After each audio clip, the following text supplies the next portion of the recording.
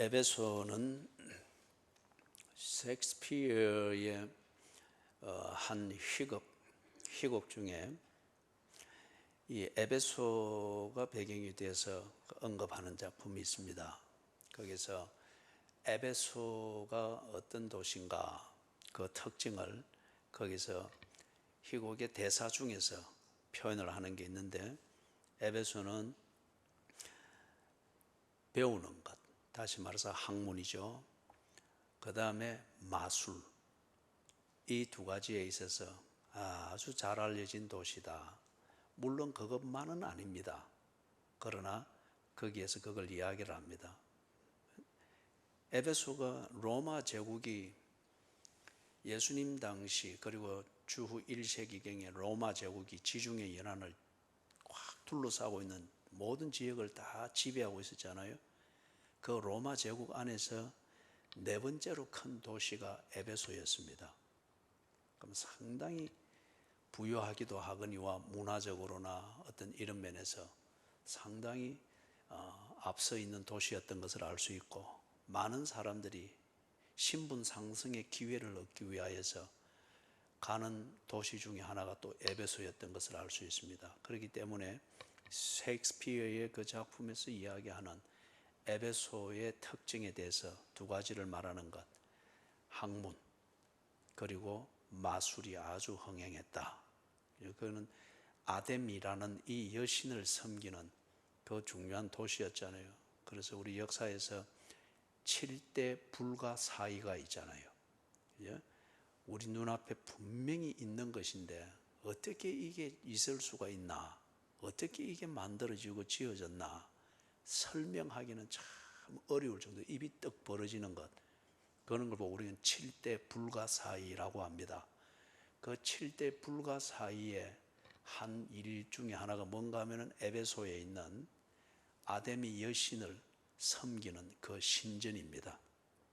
이 신전을 그 당시에 이걸 어떻게 이 웅장한 것을 지었겠나, 불가사의입니다. 그럴 정도로 아데미 여신을 섬기는 그 종교가 에베소의 전체 정신과 문화와 이 모든 것을 지배하는 다 기반이었습니다. 그 위에 다른 여러 신비주의와 이리 또 결합이 되어진 마술을 행하는 것, 그죠? 마술을 행하는 것. 요즘에는 우리나라에서 뭘 많이 합니까? 한번 터뜨리려면 주식 또는 펀드, 부동산은 조금 한물 같죠, 그죠? 그건 안정적인 그 재테크고, 어떤 사람은 더 급한 사람은 노름을 하죠.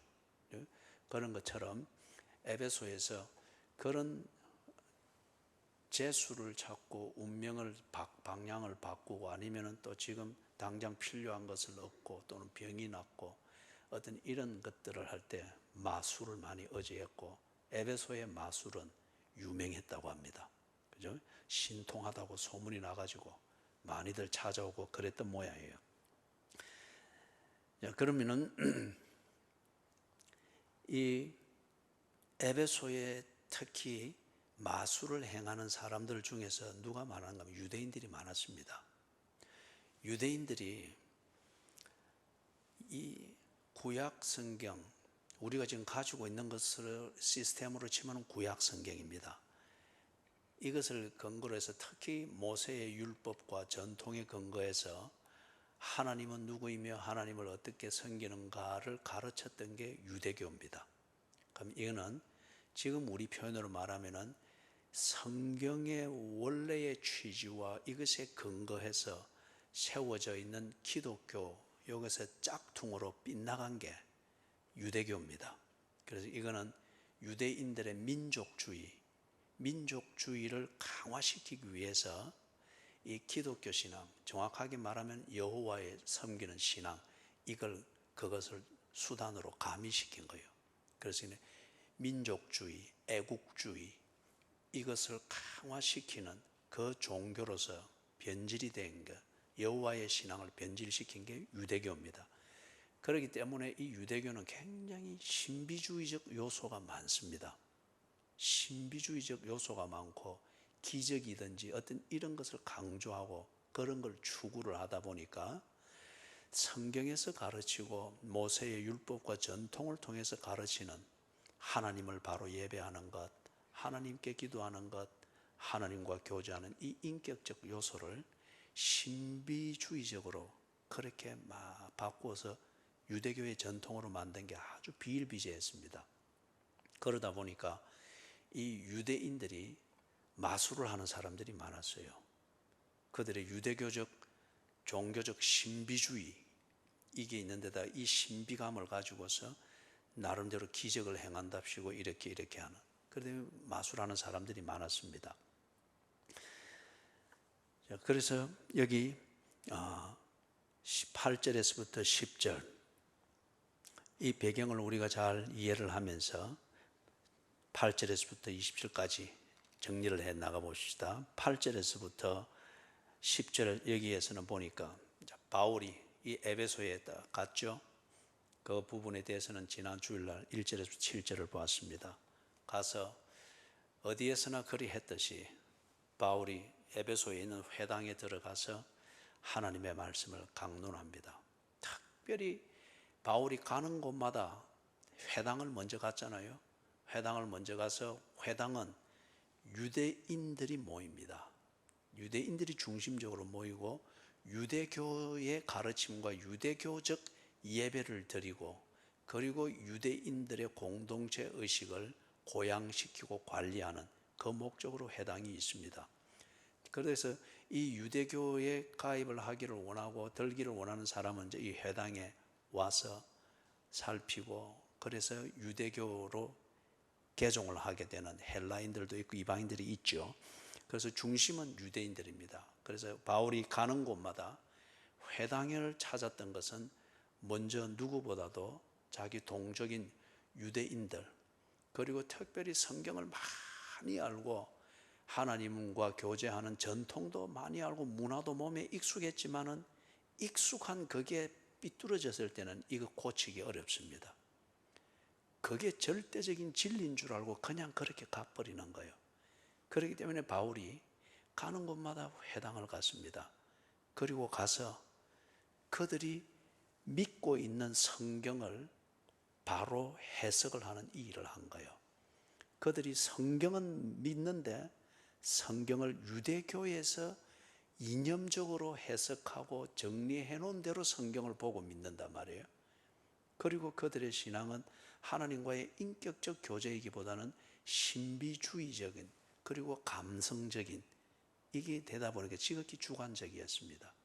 그래서 바울이 가는 곳마다 회당에서 너희들이 믿고 신뢰하고 있는 성경은 이런 것이다, 그 성경의 의미는 이런 것이다 가르치는 거예요.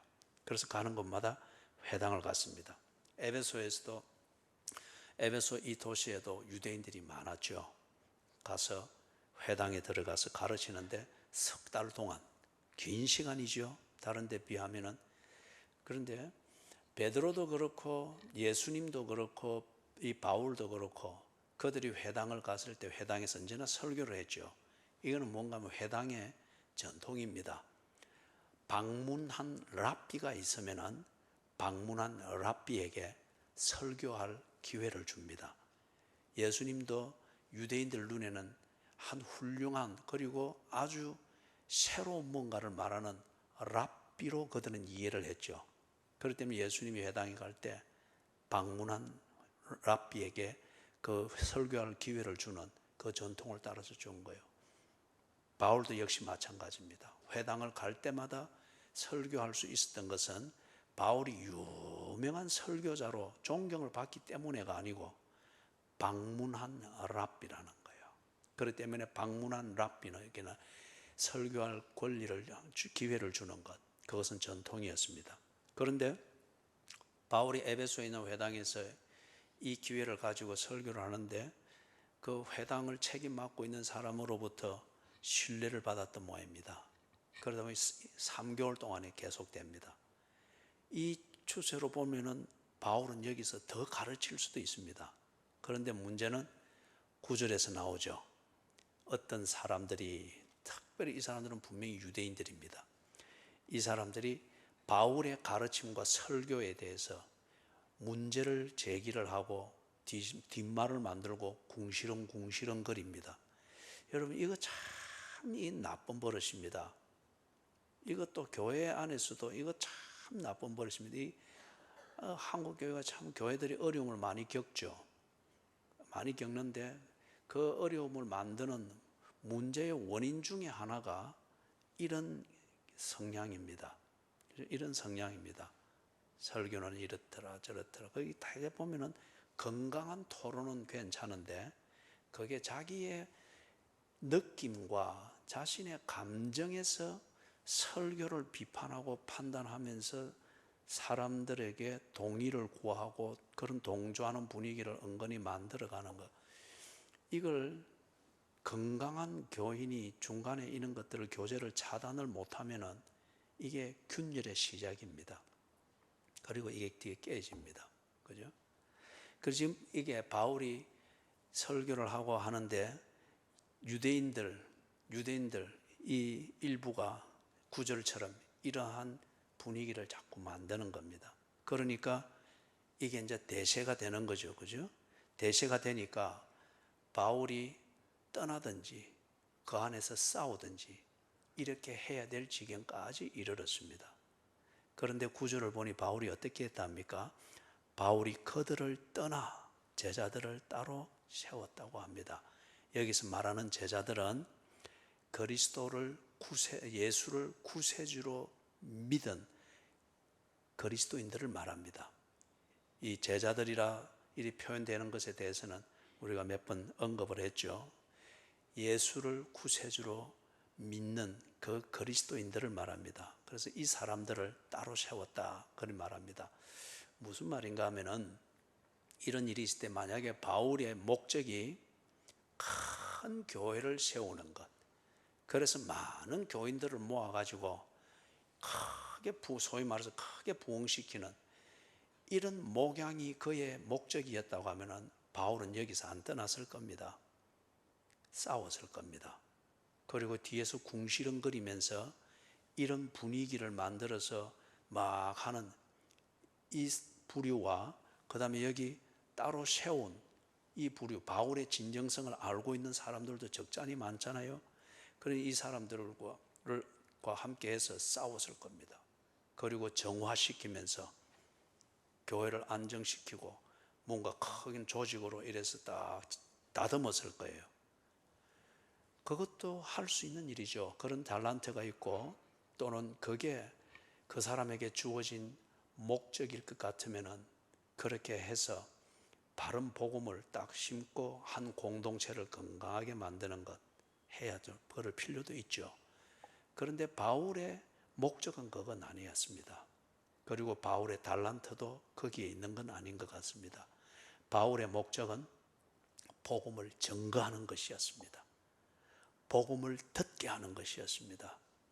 그리고 이 복음을 듣게 하는 것을 통해서 특히 유대교와 헬라의 철학 또는 어떤 세속의 종교에 의해서 오도되어진 자들이 이 진리를 듣고 복음의 진리에 근거해서 바르게 생각할 수 있도록 복음을 증거하는 것, 그리고 많은 사람들에게 구원의 길을 소개하는 것, 이게 바울의 목적이었습니다.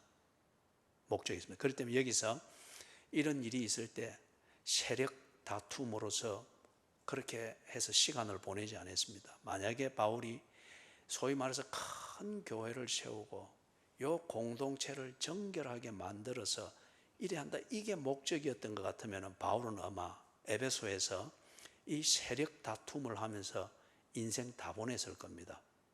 그게 바른 목적이고 그에게 주어진 사명일 것 같으면 그거 무의미한 것은 아닙니다. 그러나 그게 자기에게 주어진 목적이 아니고 그렇게 할 수 있는 달란트가 지게 있는 것이 아닐 때 그걸 그냥 대의명분만 가지고 막 그렇게 하게 될 때에 평생을 그 세력 다툼하면서 시간 다 보내버리게 될 때 이 참 무의미한 것이 되겠죠. 그래서 바울은 자신의 목적에 대해서 분명했습니다. 그래서 이런 갈등이 일어나고 이게 표면에 확 부상이 되었을 때에 바울이 목적하는 바 복음을 바로 증거하고 이 복음을 듣고 구원의 길을 깨닫고 구원의 길로 사람들을 인도하는 것, 이 목적에 충실하기를 원했습니다. 그래서 제자들을 따로 세우고, 다시 말해서 복음을 믿기로 작정한 자들, 그 다음에 예수 그리스도의 복음을 믿고 그리스도인이 된 자들, 이들이 그들의 예배를 드리고 그들의 그리스도인의 교제를 바로 나누는 것, 이걸 지키기 위해서 그들을 데리고 나왔습니다. 그죠? 이게 현대의 교회 법으로 보면은 교회 분열을 조장한 것과 같죠. 그죠? 그런데 노자가 말하는 중에도 그런 게 있어요. 인생 철학에서도 사람이 큰 일을 도모할 때 오해받을 일, 비난받을 일을 어찌 감수하지 않겠느냐. 그죠? 큰 일을 도모하고자 할 때, 또는 내가 꼭 해야 할 일들을 도모하고자 할 때에 그것을 두고 오해해서 사람들이 비방하고 하는 것, 그런 것을 감수할 각오를 왜 하지 않느냐. 언제나 좋은 소리 들으면서 큰 일을 할 수 있는 것은 아니다는 거예요. 그건 뭐 인생 철학에서 나온 얘기예요.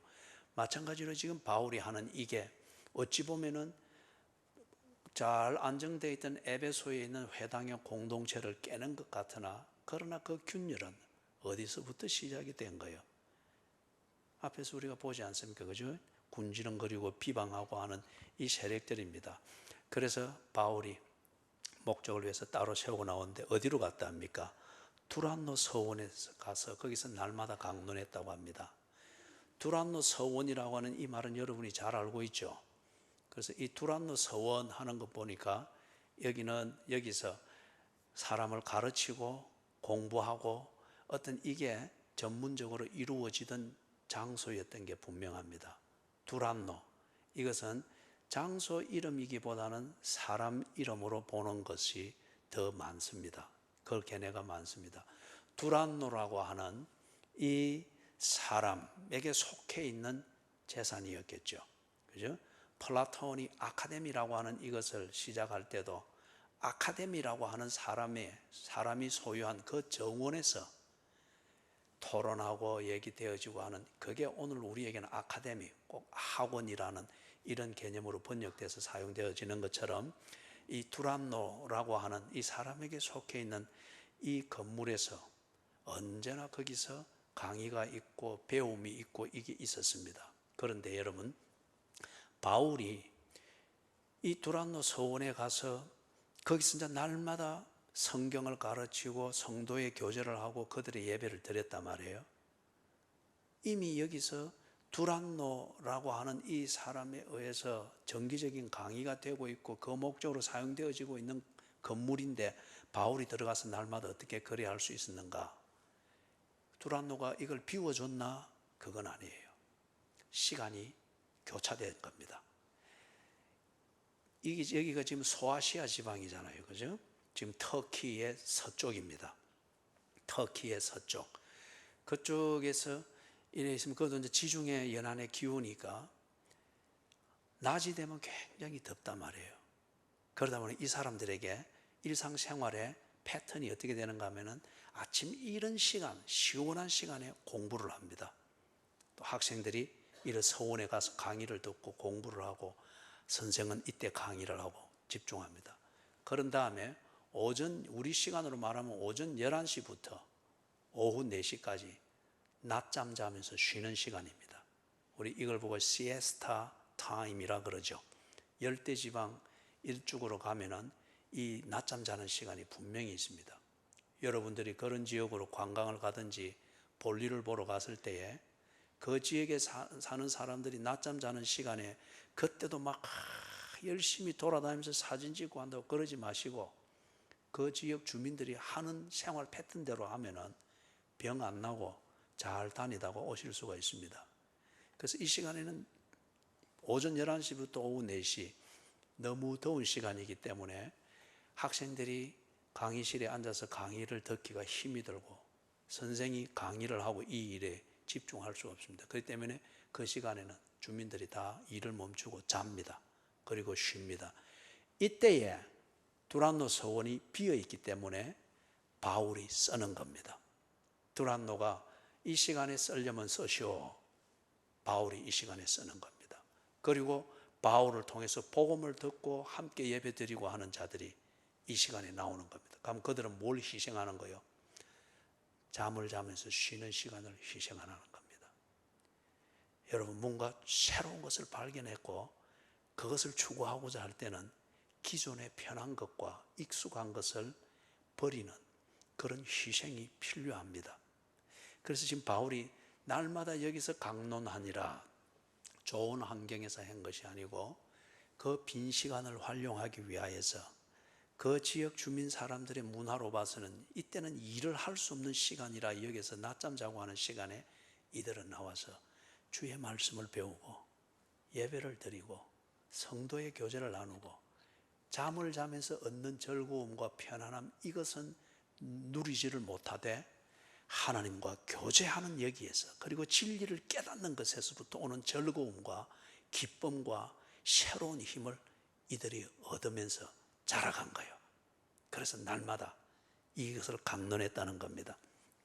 10절에서 이걸 언제까지인가 2해 동안 했다고 합니다. 그래서 바울이 에베소에서 3차 선교 여행을 이래 할 때에 에베소에 들렸을 때, 이때는 에베소에서 약 3년 동안 집중하여 목회를 했습니다. 목회를 하는데 복음을 전가하는 이 중심으로 했죠. 그래서 거기 2해 동안, 이 2해 동안 하기 전에 회당에서 3개월을 했죠. 그죠? 3개월을 가르쳤죠. 그리고 두란노 서원으로 옮겨서 2해 동안 이렇게 날마다 강론하고 예배하고 성도의 교제를 나누었는데, 그러니까 결과 어찌 됐습니까? 아시아에 사는 자는 유대인이나 헬라인이나, 지금 우리가 아시아 이렇게 하면은 굉장히 큰 범위를 가르치죠. 그죠? 세계 전체 인구의 약 절반이 아시아에 산다. 그럴 정도로 아시아를 큰 땅으로 말하는 것이 오늘 우리가 사용하는 아시아라는 단어인데, 바울의 당시 지금 여기서 10절에서 말하는 아시아의 이 의미는 현재 터키에 있는 서쪽 지역 끄트머리를 말합니다. 에베소가 있고 라오디게아가 있고, 지금 터키 쪽으로 관광을 가면 반드시 그 지역에서 많은 시간을 보내죠. 그래서 터키 중간 지역으로 들어가면 가파도기아, 거기 가서 뭐 풍선 기구 타는 또 관광하고 요리 돌아오면 다 터키 지금 관광을 가면 다 이 서쪽 지역인데, 거기가 아시아입니다. 거기를 아시아라고 했어요. 거기가 또 제일 번성한 도시들이 밀집되어 있을 거예요. 그래서 지금 10절에서 아시아에 사는 유대인이나, 당연히 여기가 번성한 도시니까 학문적으로나 경제적으로나 상거래에 있어서나 종교에 있어서나 번성한 도시들이 밀집되어 있으니까 외부 이민자들이 이쪽으로 유입 들어오고 여기서 많이 정착했겠죠. 그 중에서 특히 이 상권이든지 종교든지 경제에서 언제나 주도권을 잡던 공동체가 어디를 가든지 유대인 공동체와 그리스 공동체입니다. 그렇기 때문에 여기서 그리 말하는 거예요. 아시아에 사는 자는 유대인이나 헬라인이나 다 주의 말씀을 듣더라. 다 주의 말씀을 듣더라. 바울이 증거하는 이것, 다시 말해서 바울이 큰 교회 세우는 것, 이거는 바울에게 주어진 사명이 아니었습니다. 바울에게 주어진 사명은 복음을 증거하는 것이었습니다. 그걸 통해서 사람들을 구원의 길로 인도하는 거였습니다.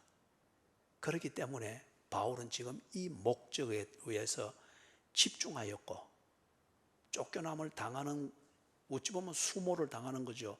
감수하되 그것을 통해서 목적을 성취하는 것이 바른 길이니까 감당했는데, 10절을 보니까 그 목적을 이루고 있습니다.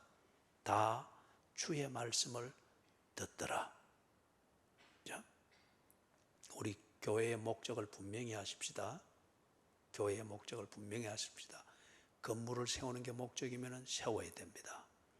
사람을 모아서 큰 공동체를 만드는 게 목적이면 그걸 위해서 집중해야 합니다.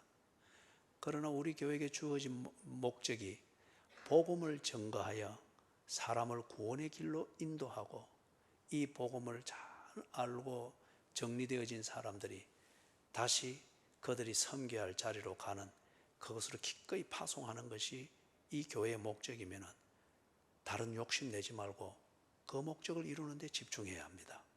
교회의 목적을 잘 집중해야 되겠죠. 잘 존중해야 되겠죠. 그 다음에 11절에 보니까 바울이 그 손으로 놀라운 능력을 행했다고 합니다. 여러분, 지난 주일도 봤지만은 바울의 손에서 능력이 나오는 게 아닙니다. 그래서 한 번 능력 행하고 또 이 능력을 보존하기 위해서 철갑도 씌워가지고 다니면서 그게 아니에요. 그죠? 이전에 참 이 순진한 교인들이 막 능력 행하는 어떤 장로가 발을 씻은 물, 그걸 가지고 막 씻고 또 어떤 사람은 마시려고 하고 막 그랬단 말이에요. 그죠? 여기서 한번 물어봅시다. 그 물 마신 사람 손 들어 보이소. 없지요. 그 경우도 그 손이나 발에서 능력이 나오는 게 아니었어요. 바울의 손에서 지금 능력이 나오는 게 아닙니다. 우리 지난주에도 봤죠. 지금 성령께서 바울을 중간에 세운 겁니다. 왜냐하면 이 사람들이 워낙 종교의 선입관에 다 찌들어 있고 그들이 가지고 있는 어떤 지성적 논리의 틀에 다 매여 있고 아니면 그들이 무언가를 바라고 이루고 싶은 그것에 집착되어 있기 때문에 바울이 아무리 하나님의 말씀으로 가르치고 해도 그들은 안 듣습니다. 감각이 없기 때문에 집착하는 그것만 보려고 하기 때문에. 그래서 성령께서 나 여기 있다 해도 이 사람들이 안 보이는데요, 늘 이것만 할 거단 말이에요. 그래서 눈에 보이는 바울을 세웠습니다. 지금 바울이 그들에게 관심을 불러일으키고 있기 때문에 바울을 중간에 세워서 바울을 통하여서 성령이 계시며 바울이 전가하는 복음이 하나님의 말씀인 것을 생각하게 합니다. 충격을 받게 합니다. 깨닫게 합니다. 그래서 사람들이 기적이라는 사건을 보면은 놀랍니다. 믿는 건 아니에요. 놀랍니다. 그리고 거기 감정이 안정되고 나면은 이제는 지성적으로 이게 왜 일어났지? 이런 게 정말 가능한가? 바울이 그리 말하는데 그게 정말 진리인가? 생각하게 됩니다. 그죠? 이 충격을 위하여서, 이 안내하는 충격을 위해서 기적이라는 사건이 때로는 일어나고 필요한 겁니다. 그래서 이 사람들이 워낙이 그런 자기들의 종교와 그 다음에 네 번째로 큰 도시의 문화와 또는 기득권과 이런 게 있으니까 한편 얼마나 오만하겠어요. 그리고 그 당시 지중해 인하에 아주 유명세를 떨치고 있는 에베소의 종교, 에베소의 마술 이런 것에 대한 그들의 신뢰가 있단 말이에요. 그렇기 때문에 새로운 것에 대해서 그들이 뭐 들여다보려고 하겠어요. 성령께서 바울을 중간에 세웠습니다. 그리고 그들이 보게 했습니다. 생각하게 합니다. 바울을 통해서 전가하는 복음을 들을 수 있는 주의를 환기시키는 겁니다. 여러분, 제가 설교하다가 어떤 때는 한 번씩 꽉 비슷한 소리를 내기도 하고 어떤 때는 막 치기도 하잖아요. 그죠? 그러면 어쩝니까? 그죠? 목사님 와주라노 하면서도 딱 보면서 정신 차리잖아요. 그죠? 그러고 나면 설교가 계속 이어지는 겁니다. 그와 같은 겁니다. 지금 바울이 손으로 능력을 행하니라. 11절에서 이것을 말했고, 그래서 여러분 절대 어디 누구에게든지 속아서는 안 됩니다. 능력은, 소위 말해서 능력이라고 하는 것은 성령으로부터 나옵니다. 소위 말해서 능력 받았다는 사람의 듣기에 좋은 표현을 하는 그 기도의 말에서 나오는 것도 아니에요. 그 다음에 머리에 얹은 손에서 나오는 것도 아니에요. 안수도 성령께서 다 이 안수 받는 사람이 뭔가에 집중할 수 있도록 하기 위해서 성령이 대리를 세우는 거예요. 지금 여기서도 역시 마찬가지고 12절에서 바울의 손수건 그리고 앞치마를 가져다가 병자들한테 얹으니까 병자들이 덜컥덜컥 났습니다. 이 사람들이 왜 이렇게 가져갑니까? 바울이 막 가는 데서 이러한 능력이 나타나고 막 이러거든요. 그러니 이 사람들이 생각에는 바울에게서 능력이 나오고 바울이 능력 덩어리라고 믿는 거예요. 그죠? 그러니까 뭐라도 바울에게 있는 게 있으면 가져가가지고, 이거는 그들이 마술을 행하던 그 길들여져 있는 사고방식과 종교 행태에서 지금 바울의 것을 가서 이렇게 하는 거예요. 바울이 전가한 복음을 믿어서가 아니에요. 그죠? 바울이 행하는 이 능력을 보면서 그들의 마술을 행하던 거, 내가 단골로 가던 이 무당보다 바울이 더 힘이 있고 능력이 있네. 그럼 바울 것 갖다 써야지. 이거예요. 그래서 바울의 손수건과 앞치마를 가져갔다는데, 바울이 설교를 다니면서 여기에 다 빨간 손수건 꽂고 다녔겠어요? 아니면 바울이 설교할 때 이거 요리하는 앞치마를 입었겠어요? 이게 아니고, 우리 번역엔 단순히 이래놨는데, 이 배경을 알면은 참 바울의 애환을 우리가 볼 수가 있습니다. 바울이 유대교의 그 기준에서 볼 때는 바울은 랍비였습니다. 랍비가 되는 사람들은 어려서부터 뭘 해야 되는가 하면은 자생할 수 있는 자기 기술을 하나 가져야 됩니다. 그죠? 자급자족을 해야 되니까. 그렇게 해서 바울은 뭘 이렇게 어릴 때부터 해서 이렇게 자기가 딱 익혔는가 하면 천막 만드는 것. 이거는 어디 가든지 일자리를 잡기가 쉽거든요. 그죠? 그래서 바울은 이걸 한 거예요. 그렇기 때문에 고린도에 가서도 천막 만드는 일을 하면서 처음에는 자기가 아르바이트를 하면서 먹고 살았잖아요. 그리고 복음을 전했잖아요. 에베소에 와서 지금 또 이 일을 하는 겁니다. 가죽 만드는 일을 하는데, 두란노 서원을 이 사람들이 쓰면서 거기서 학생들이 공부하고 선생이 가르치고 쓰는 이 시간, 시원한 시간에는 바울이 일을 했습니다. 두란노 서원에서 가르칠 수 없으니까 일을 하고, 그 다음에 이 사람들이 시에스타 타임으로 낮잠 자러 가고 쉬러 갈 때에 다 씻고 두란노 서원에 가서 말씀을 강론하고 가르치고 이 일을 한 거예요. 그죠? 아침 저녁으로 시원할 때는 바울이 일을 하고, 그 다음에 한 달이 들어서 일을 할 수 없는 때는 두란노 서원에 가서 말씀을 가르치면서 이것을 한 거예요. 그러니까 바울이 얼마나 열심히 살았는지 알겠죠? 그래서 여러분, 가죽 이 일을 하니까 뭘 하는가 하면 이 손에 땀이 나거나 또는 바늘을 잘못 찔러서 혹 피가 난다. 그러면은 손에 이거 헝겊 조가리로 닦으면서 땀 닦으면서 하는, 이걸 지금 요 손수건이라고 하는 거예요. 그렇기 때문에 바울의 이 손수건은 시커멀 거요. 아마 핏자국도 묻고 이래도 냄새도 나고 막 그럴 거요. 그걸 지금 요 손수건인데 여러분이 상상해서 여기 꽂고 다니는 이 뭐 빨간 손수건, 그게 아니에요. 땀과 피와 콧물과 자신의 그 일상의 애환이 다 묻어있는 헝겊 조각입니다. 그 다음에 앞치마는 뭔가 하면은 가죽 일을 하니까 헝겊을 둘러야 되겠죠. 그죠? 헝겊을 두르고 뭐 가죽을 털든 깁든 재단하든 뭘 하든 그걸 말하는 거예요. 그렇기 때문에 바울의 모든 일상의 그 어려움과 수고가 거기 다 묻어 있는 거죠. 이걸, 그러나 바울과 가장 친근한 용품이잖아요. 사람들이 이걸 가져다가 병자들에게 올린 겁니다. 그 더러운 것이지만은 이 사람들이 여기에 능력이 있다 믿으니까 발 씻을 물도 막 마시는데, 그죠? 갖다 옮기는 거예요. 그런데 놀랍게도 병자들이 털컥털컥 낫는단 말이에요. 그죠? 이거는 그들이 이 용품을 가져다가 쓰는 마술의 기운 때문에가 아니고, 지금 아까 뭐라 했습니까? 성령께서 그들에게 정신을 차리도록 눈을 들어 주의를 지금 돌리기 위해서 일으키는 거예요. 그죠? 법궤가 블레셋 군대에게 뺏겼죠. 뺏겨가지고 블레셋 군대가 가져가가지고 자기들이 신인 다곤과 그 다음에 다른 전쟁터에서 노획한 그런 정복지의 신상들을 모아놓은 그 신진에 넣었죠, 법궤를.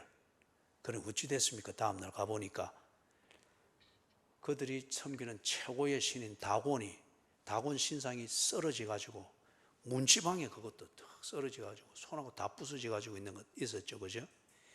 그게 법궤 자체의 능력이 있다기보다 이 법궤를 가지고서 여호와의 존재를 모독하고 있는 이 블레셋에게 여호와는 너희들에게 모독받을 그런 귀신이 아니다 하는 걸 보여주는 표적이었습니다.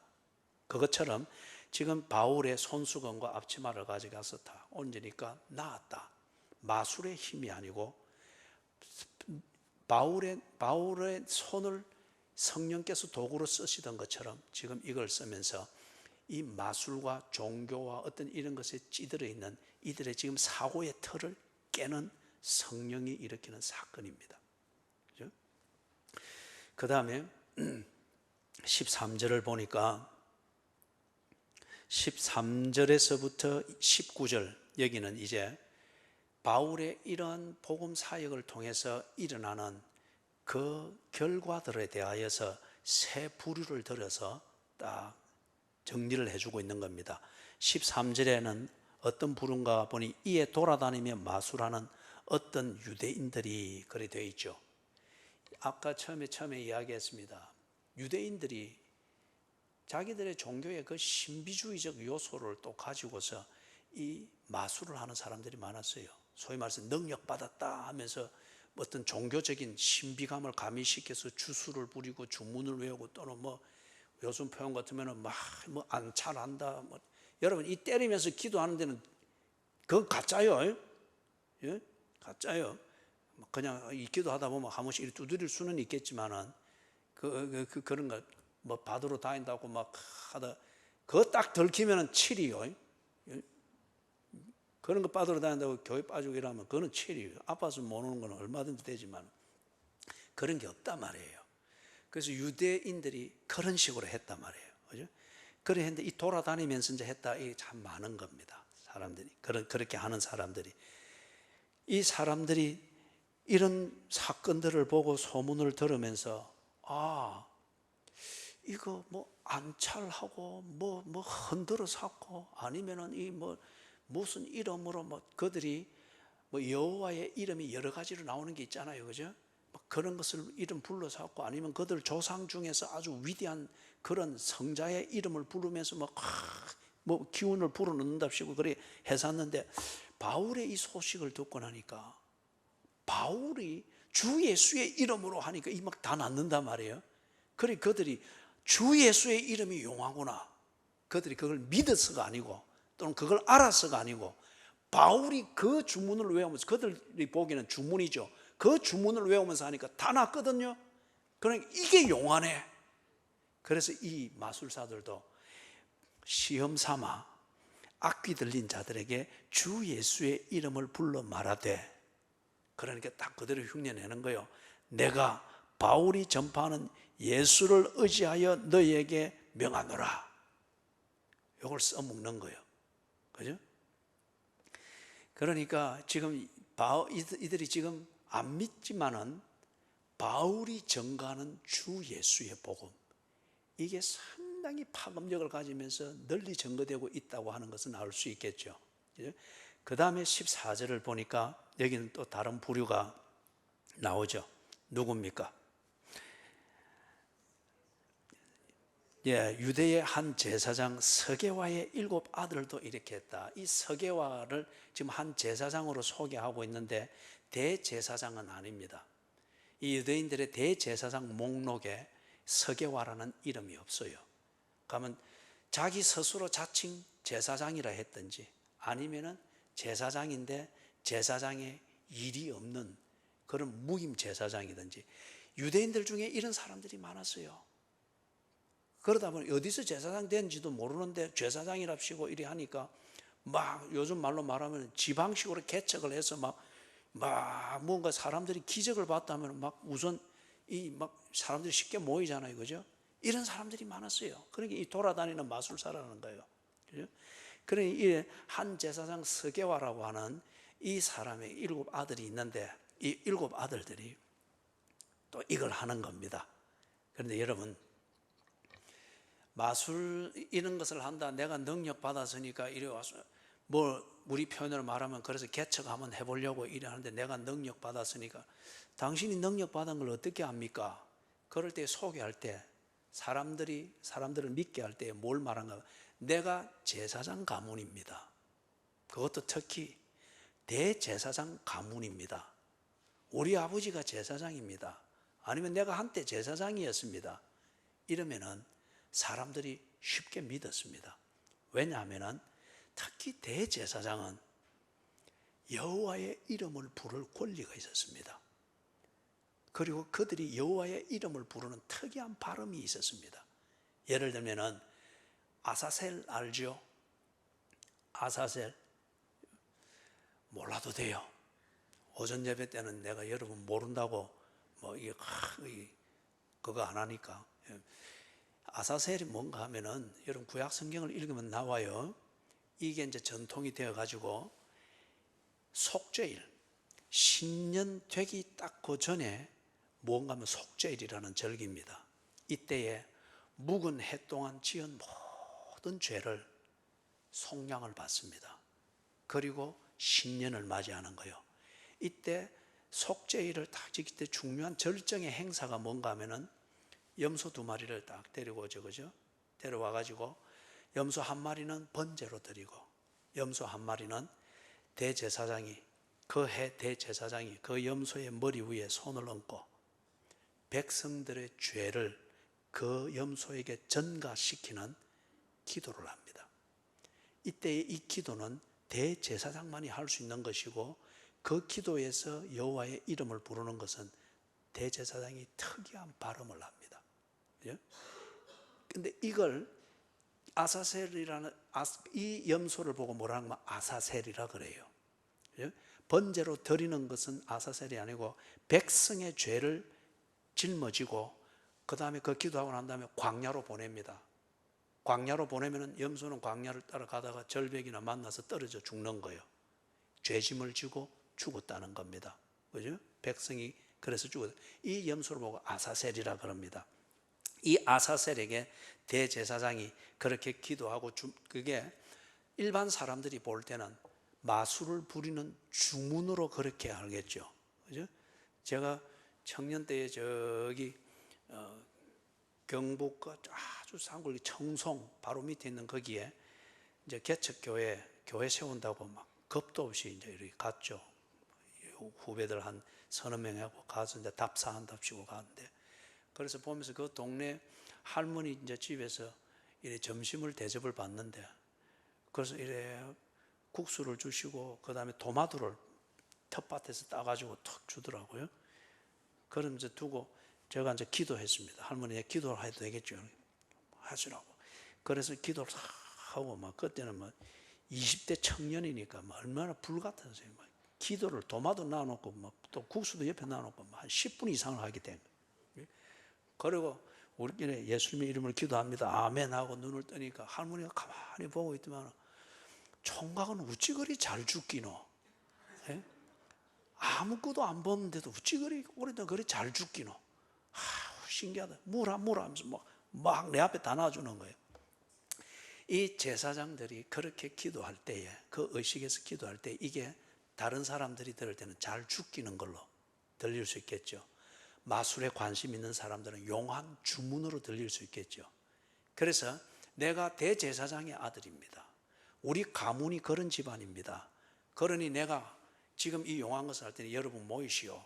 이럴 때 사람들은 그 사람을 믿습니다. 그리고 이 아들들이 이 서게와의 아들 같으면은 아버지가 하는 이걸 흉내내는 거예요. 그죠? 흉내내는. 그런데 아버지가 하는 그런 주문 이것보다도 지금 더 용한 게 바울이 예수의 이름으로 하니까 막 악귀가 떠나고 병자가 낫고 이러니까 이 서게와의 7 아들도 바울이 쓰는 이 이름을 쓰는 거예요. 주 예수의 이름으로 명하노니 귀신아 물러가라. 이런 식으로 일하는 거예요. 그러니까 이 귀신이 아마 이 귀신은 잘 졸았던 모양이라. 그런 신경도 안 쓰고 이랬던 모양이라. 그런데 갑자기 이 서게와의 7 아들이 이렇게 하니까 귀신 들린 이 사람이 니 누구? 이 체면 안 씌워주죠. 그죠? 니 누구? 내가 예수도 알고 바울도 아는데 니는 누구? 그죠? 그러면서 이게 발딱 일어나가지고 7 아들을 막 덮치고 이러면 귀신 들린 사람은, 어떤 귀신은 굉장히 힘이 세요. 굉장히 힘이 세요. 제가 25살 때 제대하고 그 기도원에 이제 가서 내 진로를 두고 깊이 금식하면서 이제 그걸 기도하는 시간 가진다고 제대하고 난 다음에 기도원에 거기 조용한 데 가서 했는데, 그런데 어떤 아주머니가 외모는 참 고상하고 정숙한데 이분이 영 행동이 이상한 거예요. 그때 어느 기도원에서 40일을 기도하고 왔다는 남자분이 계셨어요. 이분이 보면 귀신 들렸다면서. 그때 이제 있던 사람들을 모아서 같이 찬송하며 기도했습니다. 둘러앉아 수리가 막 했습니다.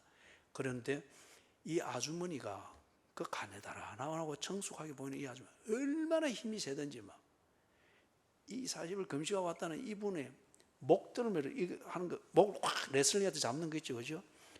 이걸 잡고 막 이렇게 해도 이 아주머니가 이 사람 버뜩 들어가지고, 그죠? 그래도 이분이 이걸 안 놓고 막 몇 번을 뒹굴면서 막, 그래서 나중에 제압하더라고요. 제압하는데 막 거품 뿜고 막 이 자지 뻗치고 막 이렇게 하니까 이걸 옆에 둘러선 사람들이 막 붙잡아도 이게 다 튕겨 나가는 거예요. 이 어떤 귀신 들린 것은 여러분이 굉장히 긴장하는데 내게 오면 어쩌지 싶어서 그런 것 같은데, 예? 귀신은 상식적으로 처신하면 귀신은 절대 언급을 못 합니다. 얼씬을 못 해요. 뭐 그런 거 신경 안 써도 돼요. 예? 그래서 여기 지금 서게와의 7 아들이 만난 이 사람이 이런 귀신이 들린 모양이라. 그래서 이 악기 들린 자가 벌떡 일어나가지고 니 누구? 그러면서 덮쳐버리니까 7 아들이 저항도 못하고 여기 보니 벗은 몸으로 도망하였다. 이게 발가벗고 도망하였다 이게 아니고, 우리 마가복음 할 때 했죠, 그죠? 겉옷도 못 걸치고 갔다는 거예요, 그죠? 이때 이 풍습에서는, 그 당시의 문화와 풍습에서는 나갈 때 입는 이 겉옷을 안 입고 나가는 것은 이거는 아주 결례고 망신살인데 지금 이렇게 된 거예요, 그죠? 자, 이걸 통해서 뭐가 입증이 된 거예요? 바울이 전가하는 주 예수 그리스도의 복음, 이거는 귀신 노름이 아니라는 거예요. 이걸 통해서 첫째, 바울은 주 예수의 복음을 믿는 그리스도인이다. 둘째, 주 예수, 그것은 주문이 아니다는 거예요. 주술이 아니고 그분은 살아계신 분이시고 귀신도 꼼짝 못하고 귀신을 통제하는 주인이시다. 이걸 이 해퍼닝과 같은 사건을 통해서 사람들이 한편은 놀라고, 그죠? 야, 제사장 가문에서 나오는 저는 사람들이 하는 그런 주술로도 마술로도 안 되는 게 있네, 저거 별것 아니네. 그걸 확인하고 다른 한편, 주 예수, 이거는 주술이나 마술이 아니고 귀신도 알아보고 벌벌 기는 살아계시는 신이구나.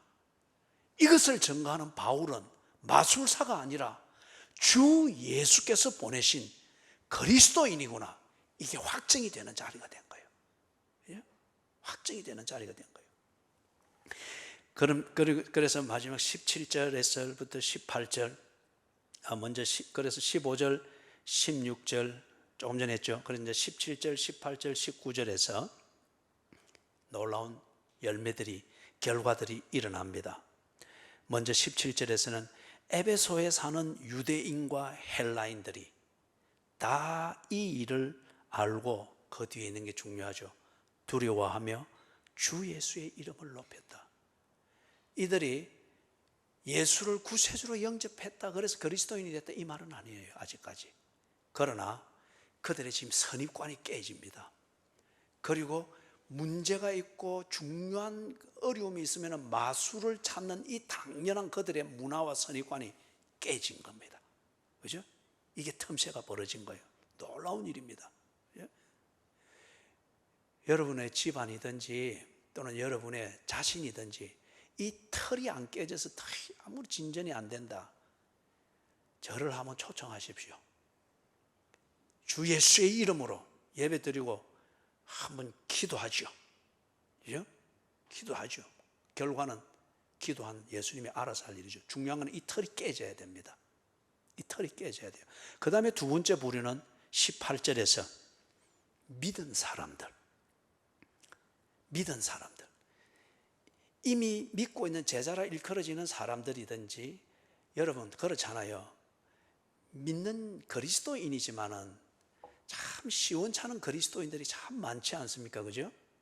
그냥 평이하게 믿는 이것에 안주해 있는 그런 그리스도인들이 참 많지 않습니까? 그런 사람들이 이걸 보면서 아이고, 내가 믿는 게 보통이 아니네.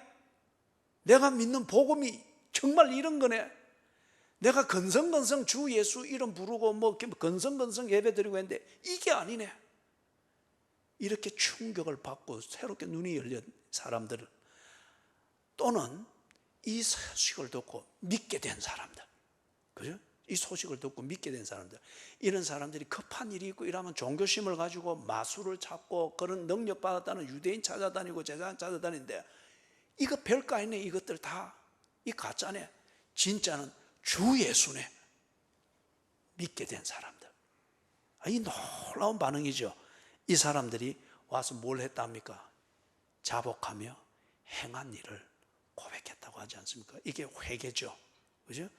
우리는 급한 일이 있고 또는 뭐 그한 예배를 드리고 하면은 꼭 이 아담의 신을 섬기는 그러한 식으로, 아니면 유대교에서 하는 그런 신비감이 넘쳐나는 식으로 예배를 드려야 속이 시원하고 뭔가 드린 것 같았는데, 그게 잘못된 것이군요. 이제는 그리 안 합니다. 이제는 그리 안 하겠습니다. 잘못을 뉘우칩니다. 자복하며 회개했다는 거예요. 그 다음에 19절에서는 마술을 행하던 많은 사람들, 유대인들뿐만 아니라 헬라인들도 많겠죠, 그죠? 마술을 행하던 많은 사람들이 그 책을 모아가지고 와가지고 사람들이 보는 앞에서 불질러 버렸답니다. 자기들 스스로. 이게 무슨 말이에요? 그들 자신이 봐도 여기 많은 마술을 행하던 많은 사람들이 하는 거예요. 모든 사람이 그런 건 아니에요. 아직도 삐딱한 사람이 남아 있습니다. 그러나 많은 사람들이 와서 자기들이 보고 참고하고 교과서처럼 쓰던 책을 다 태워버렸다. 무슨 말이에요? 이 마술은 가짜네. 주 예수의 복음, 살아계신 하나님이 있구나. 그 하나님을 믿을 때에, 그 하나님이 역사할 때에 삶의 문제는 풀어지고 인생은 해결이 되는구나. 이걸 인정하여서 그들이 사용하던, 교과서처럼 사용하던 마술 책들을 가져가서 다 태웠다는 거예요. 제가 한 몇 년 전에 어느 교인이 저보고 그래 지금 집안에 어른이 입원해 있으니까 연세가 너무 많이 되었으니까 혹 마지막이 될지도 모르니까 좀 오셔서 기도해 주면 좋겠다. 그리고 복음을 전해 주면 좋겠다. 그 어른이 그 정신이 말짱하고 대화가 잘 될 때, 그때는 이분이 전도도 안 하고 그러다가 들을랑 말랑하는 위기에 직면했을 때 목사 불러가지고 전도해라. 그죠? 여러분, 이런 책임 회피하면 안 됩니다. 그죠? 평소에 잘하셔야 돼요. 그래 갔죠. 가서 이제 저도 마지막으로 할 말도 준비를 하고 이렇게 해서 가서 병실에 들어가니까 한 6인실인데 거기에 이분이 침대 하나를 차지하고 있더라고요. 그런데 보니까 딱 앉아 있더라고요. 그래서 가서 안녕하세요 하고 인사하고 옆에 딱 가니까 책을 하나 펴놓은 거예요.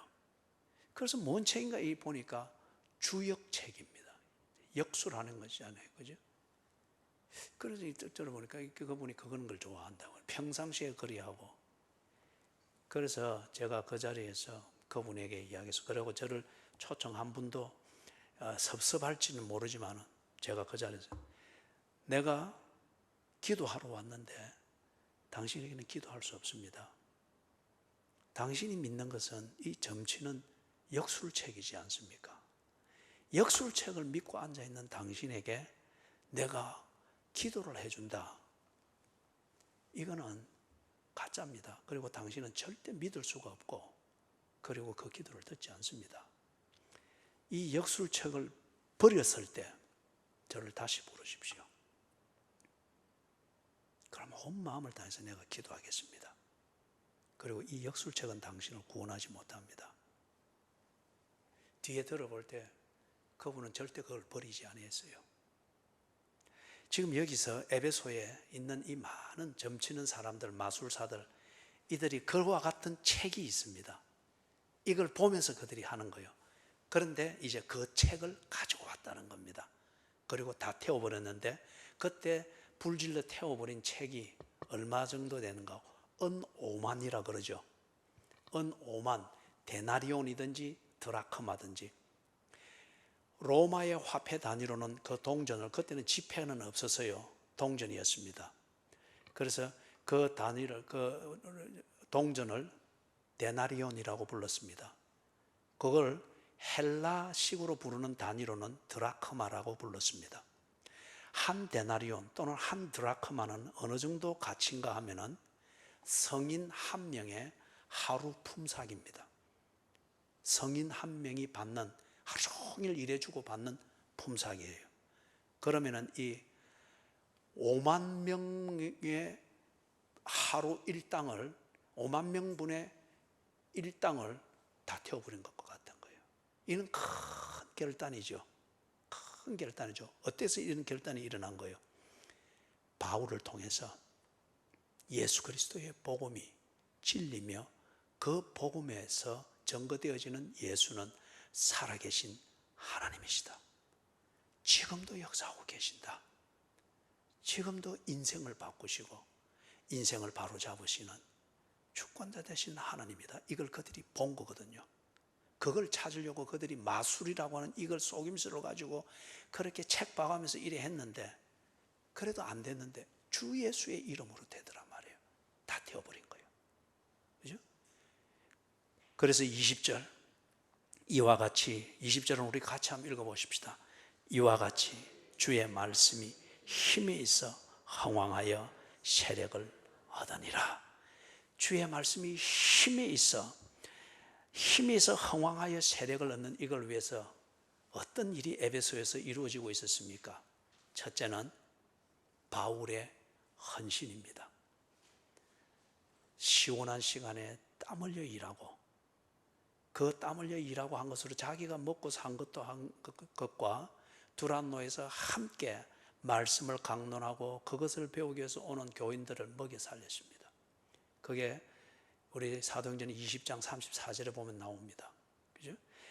시원할 때는 땀 흘려 일하고 남들이 다 쉬는 시간에 그때는 가서 말씀을 강론하며 사람들을 구원으로 인도하기 위해서 애를 쓰던 바울의 철저한 복음을 위한 헌신이 있었습니다. 그리고 말씀을 철저하게 말씀 중심으로 가르치는 이 정거함이 있었습니다. 그리고 세 번째 뭐가 있었던 거예요? 능력 행함이 있었습니다. 이 능력 행함을 통하여서 선입관을 깨고 오만함을 깨고 마술의 틀을 깨고 그들의 종교를 맹목적으로 신뢰하는 이 체질을 깨부신 겁니다. 그리고 바울이 증거하는 것을 볼 수 있게 만들었던 이것이죠.